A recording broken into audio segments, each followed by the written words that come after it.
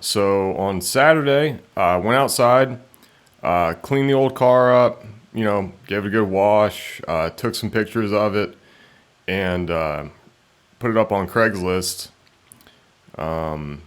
That's one thing that I'll say about selling cars. It's always smart to invest like 2 hours washing the car and taking the best pictures you can. Descriptions, nobody is going to buy or click or call from a car ad based on the paragraphs that you write. That's not how it works. Pictures sell cars. It's a commonly known thing. So basically, you want to clean the car up. You want to take the best pictures you can. I'm not a great photographer and I don't really enjoy it. And I don't even think these pictures were all that good, but they were the best I could do, with a few minutes. And what I did rather than write paragraphs for a description was anything that was noteworthy about the car. I took a picture and then I captioned that picture, as you can see here. I just took pictures of things and put words over the pictures. And I feel like that is a way, way better sales method than trying to write an essay like a lot of people do when they're trying to sell cars. I think that's counterproductive when people do that. So the thing is, I put this car up for $3,500. Now, based on a few factors, you might think that that's, I don't know what most people think about that. I actually had one guy text me or Facebook me and say, I'm not trying to buy your car because I already have an LS400, but dude, you got to ask more money for that thing. That's crazy. That was cute that he did that, I guess. But, my philosophy with prices is not to go high. And the other thing with this car is that it is wrecked. It is salvage. It has title issues. It has odometer weirdness. And as soon as people were starting to get interested in this car and starting to like Carfax it and stuff, people were having all kinds of questions about why is the odometer, exempt and not correct, and what's this deal with the salvage title that somehow magically turned clear. And this car had a lot of, on paper issues. It was a great car. There was nothing wrong with it, really, like other than, being lightly rear-ended and totaled. And I mean, and also like it was a moderate wreck that this car was in back in 2017. So like there was artifacts from that wreck all over it. I mean, so it was never going to be cherry. The trunk was kind of messed up. It was scratched on the front. And anyways, so what I did was I put this on Craigslist Saturday after I took pictures of it. And then I got wise on Sunday morning and I thought, well, if I was smart, really, Facebook Marketplace for sellers is a better place to sell a car at this point than Craigslist is. So on Sunday morning, I went to put it on Facebook Marketplace, which I did. But the first thing that I noticed when I went to go put it on Facebook Marketplace was that it was already there. Yep. Yeah, that was weird. So I went on Facebook Marketplace, and the first thing I see is this ad for this car. Only it's the guy's asking $5,500, and it's in Cherokee County, Georgia now, not city of Atlanta. And I was like, what the hell am I looking at? And as I suspected, and was pretty much the case, this guy basically saw this ad that I wrote for this car for $3,500 and decided that it was such a steal that he was going to buy it from me and list it for $5,500 and flip it. However, he was so sure of himself in doing this that he did this without even buying the car from me.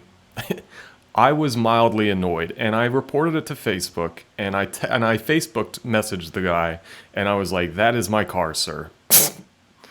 And, I mean, long story short, he was the guy who showed up to buy it. He had some whole crazy story about how He had lent his Toyota Sequoia to his buddy, and him and his buddy were the ones who showed up, and the car was really for his buddy. And he was trying to get his Sequoia back from his buddy by trying to tell his buddy that he had this LS400 that he could sell him. And so that was why he wrote an ad for the LS400. It didn't make sense, and I kind of confronted him about it. And he was like, yeah, you caught me in a lie, oh, whatever. And I was like, what is happening right now?